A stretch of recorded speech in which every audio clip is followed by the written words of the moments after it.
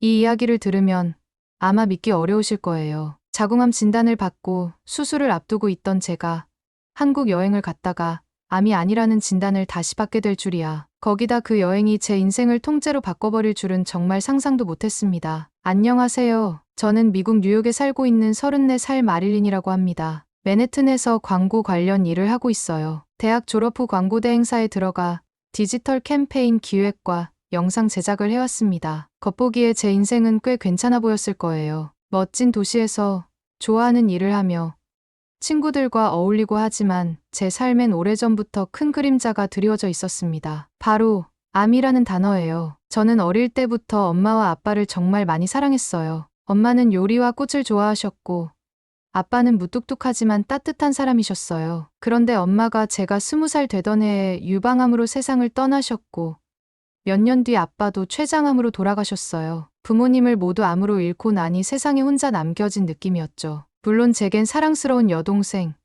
앨리스가 있었지만 부모님의 빈자리는 쉽게 메워지지 않았어요. 그 이후로 저는 늘 건강에 민감해졌고 가족력 때문에 정기검진도 빠짐없이 받았어요. 사실 몇 년 전부터 자궁내막증을 앓고 있었습니다. 월경 때마다 복통이 심해서 진통제를 달고 살았죠. 그런데 최근 몇 달 사이 통증이 너무 심해졌고 때때로 일상생활도 어려울 만큼 아팠어요. 결국 병원에 갔고 여러 번의 검사 끝에 의사에게 충격적인 말을 들었습니다. 자궁에 악성 종양이 있다며 자궁암이라는 진단이었어요. 수술로 전부 제거해야 한다고 했습니다. 그리고 그 수술 후엔 아이를 가질 수 없다고도 했어요. 그 말을 듣는 순간 그냥 무너져 내렸습니다. 숨이 막히고 심장이 조여오는 것 같았어요. 저에겐 2년 넘게 사귄 남자친구가 있었습니다. 이름은 제이콥.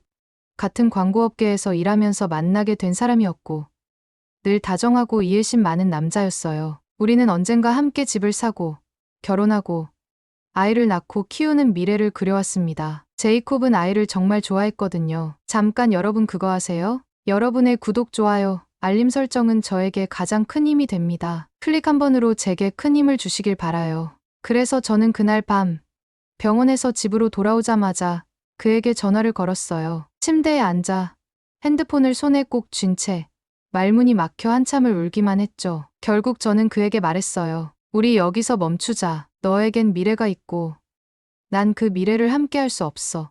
제이콥은 말했어요. 그게 무슨 소리야. 내가 널 얼마나 사랑하는데. 하지만 저는 이미 마음을 굳혔어요. 그의 삶에 내가 짐이 되고 싶지 않았어요. 그리고 무엇보다 부모님을 암으로 떠나보낸 저로선 사랑하는 사람을 또 아프게 만드는 일이 가장 두려웠습니다. 며칠 동안 거의 먹지도 자지도 못했습니다. 회사를 쉬고 전화도 받지 않고 그냥 침대에 누워 있었습니다. 그런 저를 보다 못한 여동생 앨리스가 어느 날 찾아와 말했어요. 언니, 우리 한국 가자. 치료 전에 지금 아니면 평생 못 갈 수도 있잖아. 사실 저와 앨리스는 어릴 때부터 케이팝을 정말 좋아했어요. 처음엔 방탄소년단을 알게 되면서였고 그 뒤로 블랙핑크, 엑소, 스트레이키즈, 뉴진스까지 언니인 제가 더 빠져 있었죠. 일할 때 힘들면 이어폰으로 케이팝을 들었고 가사 하나하나가 저를 위로해줬어요. 또 한국 음식도 좋아해서 김치찌개, 불달볶음면, 붕어빵 같은 걸 종종 배달해서 먹었고 특별한 날에는 집에서 잡채나 떡볶이를 직접 만들기도 했어요. 우리에게 한국은 하나의 작은 힐링 공간 같았어요. 직접 가보진 않았지만 늘 가보고 싶었던 나라였죠. 앨리스의 말에 처음엔 망설였어요. 치료를 미루는 게 괜찮을까 걱정도 있었고 체력적으로 감당할 수 있을지도 불안했거든요. 그런데 앨리스가 제 손을 꼭 잡고 말했어요. 언니, 이건 도망이 아니라 숨 쉴 시간인 거야. 그동안 너무 버티기만 했잖아. 우리 잠깐이라도 숨 좀 쉬자. 그 말에 저는 울었습니다. 너무 오래 참고 있었던 것 같았거든요. 그래서 정말 아무 고민도 없이 다음날 항공권을 예매했어요. 뉴욕에서 서울까지 가는 긴 비행. 마음속엔 여전히 암이라는 무서운 단어가 무겁게 남아 있었지만 그 순간만큼은 그냥 가보고 싶었어요. 한국이라는 곳을, 우리를 언제나 위로해줬던 그 나라를. 그리고 그렇게 저는 여동생과 함께 한국으로 떠났습니다. 정말 마지막 여행일지도 모른다는 생각을 하면서요. 그런데 그 여행이 제 인생의 새로운 시작이 될 줄은 그때는 전혀 몰랐어요. 서울에 도착하자마자 느낀 건 여기가 정말 현실인가 싶을 정도로 낯설고 아름답다는 감정이었습니다. 인천공항의 규모와 세련된 내부, 무엇보다도 모든 것이 질서정연하게 움직이고 있다는 사실에 놀랐어요. 사람들은 분주하게 오가고 있었지만 소란스럽지 않았고 안내 표지판은 영어로도 잘 정리되어 있어서 입국 과정이 전혀 어렵지 않았습니다. 저는 여동생 앨리스와 함께 환전을 하고 공항철도를 타고 서울 시내로 향했습니다. 지하철 내부는 깨끗하고 조용했으며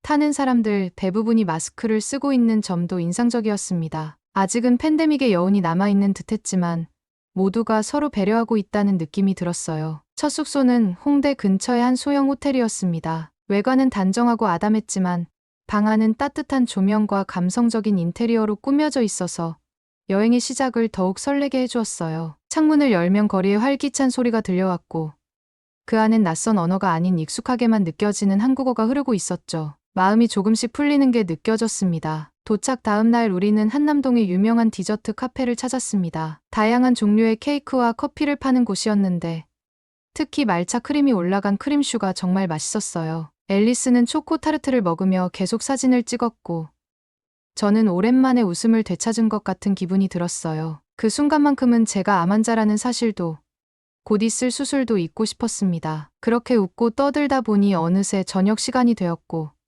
이번엔 익선동 쪽으로 발걸음을 옮겼습니다. 익선동은 마치 과거와 현재가 공존하는 공간 같았습니다. 전통적인 한옥의 모습을 그대로 유지하면서도 안에는 모던한 감성이 녹아 있었어요. 식당에 들어서자 감각적인 조명과 한국 전통 음악이 흐르고 있었고 메뉴판에는 한식 요리들이 세련되게 구성되어 있었어요. 우리는 갈비찜과 김치전, 청포도 막걸리를 주문했는데 모든 음식이 정갈하고 깊은 맛이 났습니다. 그날 밤 숙소로 돌아오면서 앨리스가 제 손을 꼭 잡고 말했어요. 이 여행 오길 정말 잘한 것 같아. 언니 얼굴이 많이 밝아졌어. 저도 그렇게 느끼고 있었어요. 불안했던 마음이 어느 정도 가라앉고 지금 이 순간만큼은 살아있다는 사실에 감사함을 느꼈습니다. 그렇게 며칠 동안 서울 곳곳을 돌아다녔습니다. 하루는 성수동에 갔는데 그곳은 마치 예술과 감성이 뒤섞인 거대한 거리 갤러리 같았어요. 붉은 벽돌로 된 오래된 공장 건물을 개조한 카페와 편집숍들이 골목마다 자리 잡고 있었고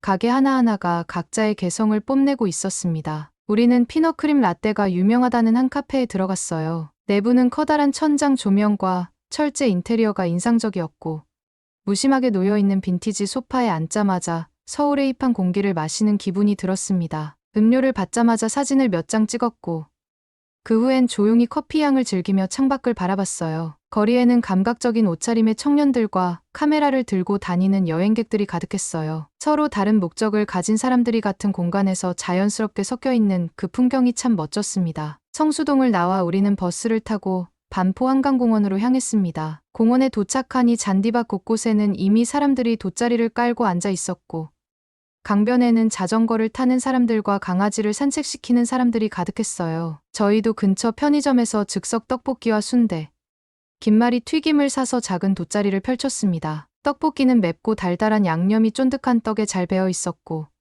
튀김은 바삭바삭하면서도 속이 꽉 찼어요. 앨리스는 연신 이건 진짜 최고야를 외쳤고 저는 그 모습이 너무 사랑스러워 웃음이 나왔어요. 식사를 하며 한강 너머로 지는 해를 바라보는데 하늘이 분홍빛과 주황빛으로 천천히 물들어가는 모습에 말문이 막힐 정도였어요. 그날 저녁, 갑자기 근처 무대에서 버스킹 공연이 시작되었어요. 통기타를 든 남성 듀오가 감미로운 한국 발라드를 부르기 시작했는데 사람들은 음식을 먹다가도 고개를 들어 노래를 들었고 연인들은 조용히 서로의 어깨에 기대 있었어요. 저희도 자연스럽게 음악 속으로 스며들었고 낯선 언어였지만 그 멜로디만으로도 감정이 전해졌습니다. 한참을 듣고 있다가 앨리스가 말했어요. 언니, 여기서 살면 매일이 영화 같을 것 같아. 그 말에 저는 고개를 끄덕일 수밖에 없었어요. 그곳의 공기, 소리, 분위기, 모든 것이 저를 살아 숨쉬게 만들고 있었어요. 그 하루는 단순한 여행의 일정이 아니라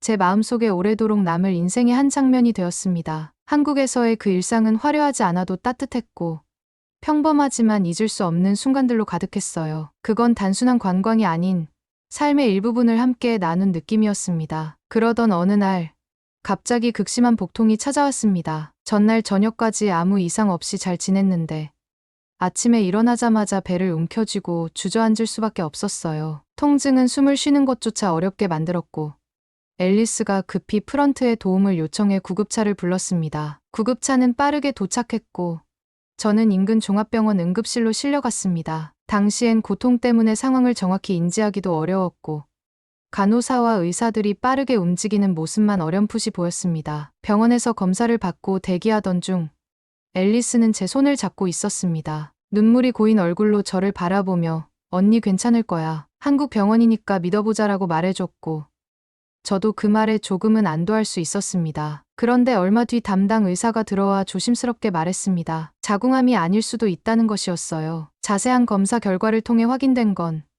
제 병이 자궁암이 아니라는 사실, 대신 맹장에 희귀 종양이 발견되었고 매우 빠른 속도로 진행되는 위험한 종류였다는 설명이었습니다. 말 그대로 충격 그 자체였습니다. 지금껏 받아온 진단, 눈물로 결심했던 수술, 제이콥과의 이별까지 모든 것이 너무 허무하게 느껴졌습니다. 하지만 그와 동시에 믿을 수 없는 감사함이 밀려왔어요. 만약 한국에 오지 않았다면 미국에서 그대로 자궁암 수술을 받았을 테고 실제 암은 그대로 퍼졌을지도 몰랐을 거예요. 그 사실 하나만으로도 몸이 떨리고 심장이 먹먹해졌습니다. 한국 병원은 정말 체계적이었습니다. 통역 서비스부터 담당 간호사의 안내까지 모든 것이 빠르고 친절했어요. 검사 일정과 치료 방향이 명확하게 정리되어 있었고 제가 낯선 외국인임에도 불구하고 한 사람으로서 존중받는 느낌이 들었습니다. 병원 복도에서 잠시 혼자 앉아있던 순간 저는 처음으로 진심으로 이렇게 말하고 싶었습니다. 살아서 다행이다. 한국에 와서 정말 다행이다. 병원에서의 첫날은 아직도 생생하게 기억에 남아 있습니다. 응급실에서 받은 검사 이후 저는 병원 내 입원실로 옮겨졌고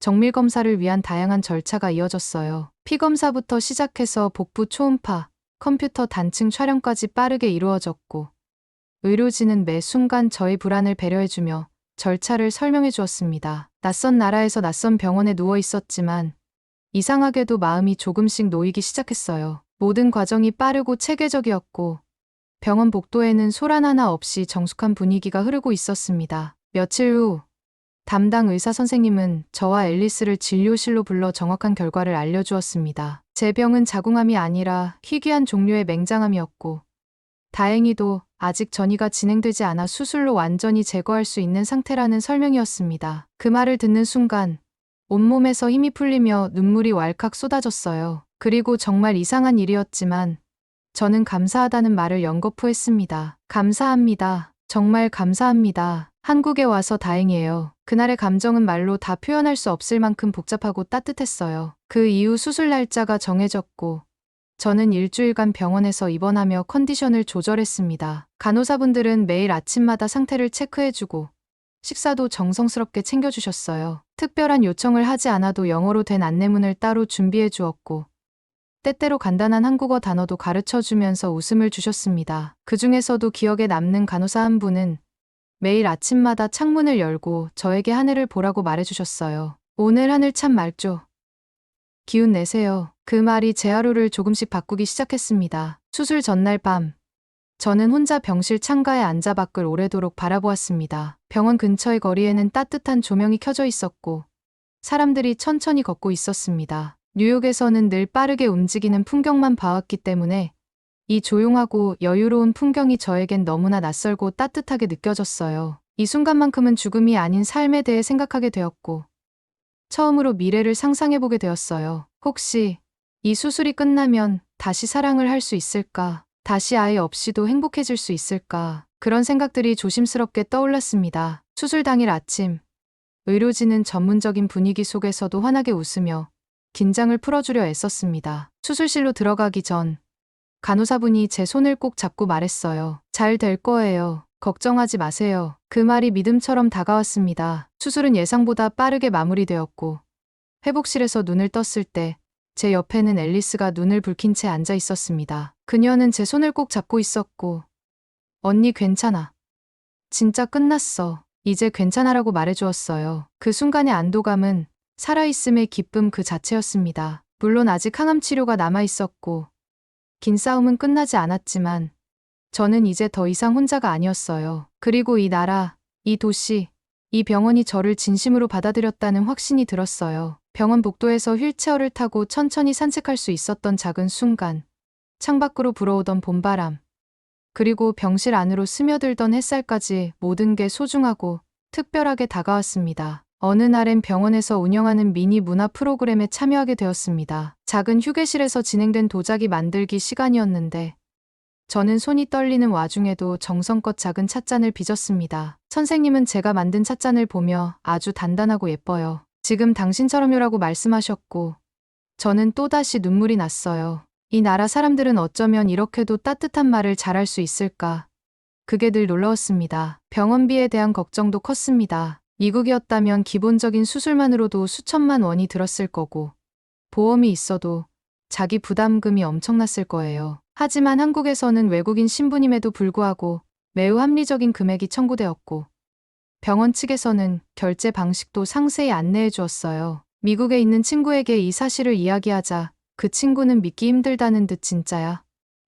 그게 가능한 나라야? 라고 되물었습니다. 저도 처음엔 믿기지 않았습니다. 하지만 지금은 말할 수 있어요. 한국은 정말 가능한 나라였습니다. 회복이 조금씩 진행되면서 저는 병원 근처에서 짧은 산책도 시작했어요. 봄이 막 시작되는 시기였고 병원 정원에는 노란 개나리가 피어 있었습니다. 그 꽃들을 바라보며 다시 한번 생각했어요. 내가 살아있다는 사실이 이렇게 고맙고 아름다울 수 있을까? 죽음에서 돌아온 지금 제가 느끼는 모든 감정은 다 감사함으로 가득 차 있었어요. 한국에 오지 않았다면 저는 여전히 잘못된 진단을 믿고 자궁을 제거했을 거예요. 그리고 아직 발견되지 않은 맹장암은 조용히 몸을 좀먹고 있었겠죠. 하지만 지금 저는 살아있고 치료받고 있으며 새로운 삶을 준비하고 있습니다. 이 모든 기적 같은 일들이 가능했던 이유는 바로 이곳 한국이라는 나라 덕분이었습니다. 수술 후 첫 산책은 봄비가 지나간 뒤였습니다. 병원 정원을 천천히 걸으며 젖은 흙냄새를 맡았고 가지마다 물기를 머금은 꽃잎들이 바람에 흔들리는 모습이 참 인상적이었어요. 앨리스는 제 곁을 조용히 걸으며 아무 말도 하지 않았고 그 침묵이 오히려 저를 더 안정시켜 주었습니다. 수술을 무사히 마쳤다는 안도감과 다시 걷고 있다는 사실 하나만으로도 마음이 벅차올랐습니다. 병원 밖 세상은 여전히 평화로웠고 저는 그 평범함 속에서 살아있다는 기쁨을 다시 배워가고 있었어요. 며칠 후 퇴원 수속을 밟고 우리는 서울 근교의 작은 요양 펜션으로 이동했습니다. 강원도 인제에 있는 조용한 마을이었는데 한국의 산과 숲은 도시와는 전혀 다른 분위기를 주었어요. 하늘은 맑고 공기는 깨끗했으며 밤에는 별이 무수히 쏟아졌습니다. 작은 방 안에는 구들장이 깔려 있었고 따뜻한 온기에 몸을 맡긴 채 창밖을 바라보는 시간이 많아졌어요. 아무것도 하지 않아도 괜찮은 하루들, 조용히 숨만 쉬어도 충분한 시간들이었습니다. 그곳에서의 일상은 단순했어요. 아침에 일어나 산책을 하고 건강식으로 차려진 한식을 먹으며 몸을 회복시켰습니다. 앨리스는 요가 매트를 펴고 가벼운 스트레칭을 함께 하자고 했고 저는 따라하다가 자주 웃음을 터뜨렸어요. 한국에서는 건강을 하나의 삶의 방식처럼 여기는 문화가 느껴졌습니다. 음식 하나, 움직임 하나, 대화 하나에도 정성과 조화가 깃들어 있었어요. 그게 저를 조금씩 바꾸기 시작했어요. 한국의 의료 시스템뿐 아니라 이 나라 사람들의 정서도 저에게는 놀라움이었어요. 마을 슈퍼를 갔을 때 처음 보는 아주머니가 제 손을 꼭 잡고 힘들면 언제든지 들러요라고 말해주셨던 그 순간은 아직도 기억에 남아 있습니다. 외국인이라는 이유로 배제되거나 의심받을 거란 걱정은 한 번도 들지 않았고 오히려 너무나 자연스럽게 이 사회에 스며든 느낌이 들었어요. 제가 생각했던 한국은 그저 케이팝과 음식, 그리고 깔끔한 도시였는데 직접 와보니 그 안엔 사람이 있었습니다. 따뜻하고 진심 어린 사람들이었어요. 건강을 조금씩 되찾고 있을 무렵 병원에서 연락이 왔습니다. 앞으로의 항암 치료 계획을 조율하기 위한 진료 일정이었어요. 저는 그 자리에서 결정했습니다. 치료는 계속 한국에서 받겠다고요. 미국에 돌아가 다시 의료 절차를 밟는 것보다 지금처럼 믿을 수 있고 안정적인 환경에서 치료를 이어가는 것이 저에게는 훨씬 더 좋은 선택이었어요. 무엇보다 이곳에선 제가 환자가 아니라 한 사람으로 존중받고 있다는 느낌이 있었어요. 그래서 앨리스와 저는 미국으로 잠시 돌아가기로 했어요. 회사에도 병가 연장 요청을 했고 제이콥에게도 소식을 전했습니다. 사실 그와의 관계는 여전히 정리되지 않은 감정이 남아 있었지만 저는 이제 그 모든 것들을 천천히 받아들일 준비가 되어 있었습니다. 저는 상처 입은 상태로 사랑을 포기했지만 다시 사랑을 할 수 있을지도 모른다는 희망이 생겼어요. 그것만으로도 큰 변화였습니다. 공항으로 가는 길, 저는 한국에서의 시간들을 하나하나 떠올렸습니다. 병실 창밖의 하늘, 수술실의 희미한 조명, 따뜻한 미소를 지어주던 간호사, 펜션의 나무 냄새, 한강에서의 바람, 그리고 무심한 듯 건넨 이웃 아주머니의 말 한마디. 이 모든 것이 저를 살렸고 다시 살아가게 해주었습니다. 죽음을 코앞에 두고 만난 이 나라는 저에게 새로운 인생을 주었습니다. 비행기 안에서 저는 창밖을 내다보며 조용히 중얼거렸어요. 고마워요, 한국. 정말 고마워요. 그리고 마음속으로 다짐했습니다. 치료가 끝나면 꼭 다시 오겠다고. 단순한 여행자가 아니라 이곳에서 한 페이지를 써낸 사람으로서 돌아오겠다고요. 공항에 도착하자 제이콥에게 메시지를 보냈습니다. 뉴욕으로 돌아간다는 말도 제대로 하지 못한 채 떠났던 여정이었기에 다시 마주하는 일도 어쩌면 쉽지 않을 거라 생각했어요. 답장은 곧바로 왔고 그는 언제 도착해? 공항으로 갈게라고 했습니다. 그 문장을 보는 순간 심장이 빠르게 뛰기 시작했어요. 설렘과 걱정, 미안함이 뒤섞인 감정이 한꺼번에 몰려왔습니다. 입국장 문이 열리고 사람들 사이로 제이콥이 보였어요. 그는 여전히 그 자리에 있었습니다. 그대로였고 어쩌면 더 지쳐 보이기도 했습니다. 저를 보자마자 한 걸음에 달려왔고 아무 말 없이 저를 안아주었어요. 마치 그동안의 모든 시간이 녹아내리는 듯한 순간이었습니다. 저는 울지 않으려고 했지만 그 품 안에서는 아무것도 숨길 수가 없었습니다. 공항 근처 카페에 앉아 저희는 마주 앉았습니다. 무슨 말부터 꺼내야 할지 몰라서 머뭇거리고 있는데 제이콥이 먼저 입을 열었어요. 마릴린, 나 정말 미쳤었어. 너 없는 시간 동안 아무것도 집중이 안 됐어. 계속 후회만 했어. 내가 널 설득했어야 했는데, 널 떠나보내지 말았어야 했는데. 저는 조심스럽게 웃으며 말했어요. 제이콥, 나 이야기할 게 있어. 병원에서 자궁암 진단을 받았던 거 사실 잘못된 진단이었어. 진짜 병은 맹장암이었고 한국에서 그걸 알아냈어. 그리고 수술도 잘 마쳤어. 지금은 회복 중이야. 그 말을 듣고 제이콥은 놀라움에 눈이 동그래졌어요. 하지만 그보다 먼저 그는 조용히 제 손을 잡고 말했습니다. 그 얘기하기 전에 나도 말하려던 게 있었어. 마릴린, 난 너 없이 안 돼. 정말이야. 내가 아프든 어떤 상황이든 상관없어. 우리 둘이 함께 행복할 수 있다면 그걸로 충분해. 아이가 없다고? 그게 그렇게 큰 문제야? 우리는 둘이서도 충분히 완벽할 수 있어. 그 순간 숨이 멎는 줄 알았어요. 마음속 깊은 곳에서 그 말을 기다리고 있었던 것 같았습니다. 저는 조용히 고개를 끄덕이며 말했어요. 고마워. 정말 고마워. 나는 너한테 짐이 되고 싶지 않았어. 너를 위해서였어. 그런데 나도 이제는 너 없이 살 수 없을 것 같아. 제이콥은 제 이마에 입을 맞추며 웃었고 그 웃음은 제가 다시 살아있다는 걸 느끼게 해주었어요. 그날 이후로 저는 더 이상 외롭지 않았습니다. 암이라는 어둠 속에서 다시 빛을 찾았고 사랑이라는 이름으로 제 삶은 다시 시작되었습니다. 이제 저는 한국과 제이콥 그리고 저 자신에게 모두 고마움을 느끼며 하루하루를 살아가고 있어요. 살아있다는 사실 하나만으로도 그리고 누군가 곁에 있다는 사실 하나만으로도 얼마나 큰 축복인지 깨달은 지금 저는 다시 세상과 연결되어 있습니다. 그리고 언젠가 다시 한국으로 돌아가 이 이야기를 꼭 전하고 싶습니다. 저를 살린 그 땅에서 진짜 나의 이야기를. 오늘의 이야기는 여기까지입니다. 오늘의 사연이 마음에 드셨다면 구독, 좋아요 부탁드리겠습니다. 소중한 시간 긴 이야기 끝까지 들어주셔서 진심으로 감사합니다. 앞으로도 더 좋은 사연으로 여러분을 찾아오겠습니다. 시청해주셔서 감사합니다.